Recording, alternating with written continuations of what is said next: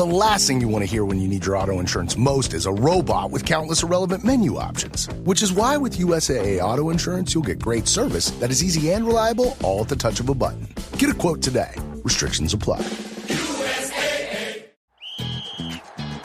Hilton brings you new ways to stay. With experiences that let you capture the glory days. Introducing the Graduate Hotels. Each inspired by local college towns, these stays are always original and never boring. Get in touch with traditions all across the country and enjoy a stay that's a class above the rest. Book at Graduate Hotels with Hilton Honors Points at Hilton.com. It's a win-win. Hilton, for the stay. Halliday presents, in the red corner, the undisputed, undefeated Weed Whacker Guy. Champion of hurling grass and pollen everywhere. And in the blue corner, the challenger, extra strength Halliday. Eye drops that work all day to prevent the release of histamines that cause itchy allergy eyes. And the winner by knockout is Halliday. Halliday, bring it on. From the Fifth Quarter Studio in Madison, Wisconsin, you're listening to the Basketball Leadership Podcast. Here are your hosts, Steve Collins and Greg Berg.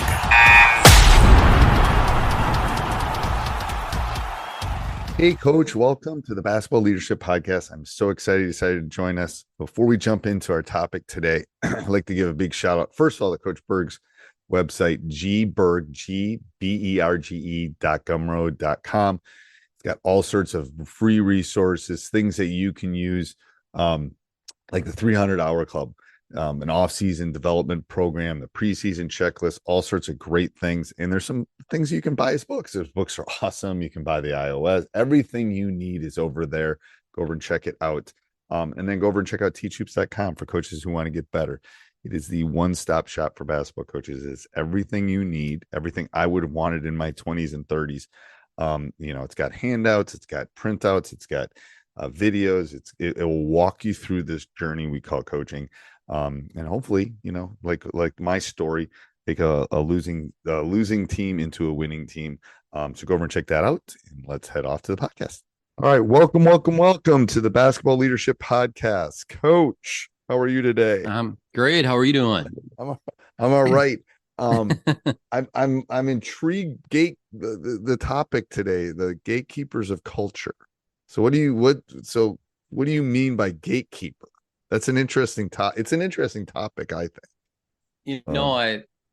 So when you think of the culture of a team, I think ultimately it's the number one job of a coach is to create their culture. I mean, and culture is an everyday deal. Like we have to be focused on that each and every day. But then who are the gatekeepers of a culture? And I think first and foremost, the coach is a gatekeeper of the culture, but then the other people, and it really starts with players, and your team leaders are critical gatekeepers, and they are gatekeepers in the locker room, the gatekeepers outside of school. And I want to talk about that a little bit, but also the other people that are gatekeepers of your culture are parents, and the role of parents to be that gatekeepers I've found to be really critically important in a lot of different ways. Obviously you need administration, you need support from your AD and all of that. But, when you're creating a winning championship type of culture, it's not just you as a coach have to set that bar, but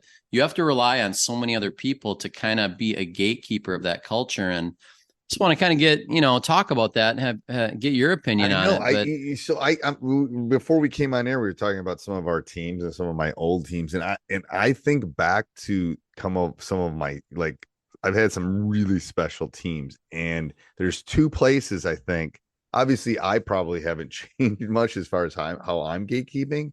Yep. But the special ones, the kids gatekeep, obviously. So it's a team, it's a leader-led team. Yep. I'm telling you, the really special ones is all the parents are on the same page. We're all kind of like, we want to do this, and we want to whatever it's going to take. And, we're all, and, parents are parents. I get it. We all love our kids more than anything else. But the really special groups, You're right. I think it's that triangle. All three of the pieces of the player, the coach, and the parent were all on the same page. It's like magic. It's like lightning in a bottle. It's crazy. It is. And just like we want our kids to be selfless, we want them to think we over me. We want them to make the right decisions. I don't care what people say. What our parents tell kids at home, it filters to the team. And so if you've got parents that you can trust that are we first people and see the big picture, and they're not just out for their own kid, that becomes contagious. It does. In your players and your team and your culture. And if you've got parents that are talking about you getting your shots up, or you doing this or you doing that, no matter how good a kid may be at keeping that up, away from the team, it filters in. And so when we talk about being a gatekeeper, obviously our team leaders and leadership is incredibly important. And the coach ultimately has the number one job with this. We have to, we have to set our culture and build it each and every day. We've got to talk to our team leaders, but it's getting parents on board with that too. And I think there's a lot of ways to do that. You have to be really proactive as a communicator. You got to be proactive at your pack meeting. You can't let things fester if they are, it's just like with kids, you have to confront things head on. And, I just think that concept of being a gatekeeper is one that I really, really like. Yeah. And I think you're right about that. I think of a lot of young coaches, at least ones that I've mentored, they don't want that. And it's that courageous conversation you got to be able to have with the kids. But to be honest with you, sometimes I got to have it with the parent too. It's like, if we all want to get on the same page, that is, you're going to ignore it, but it's not going to go away. And when you're saying one thing and they're going home and hearing another thing, that's the heart.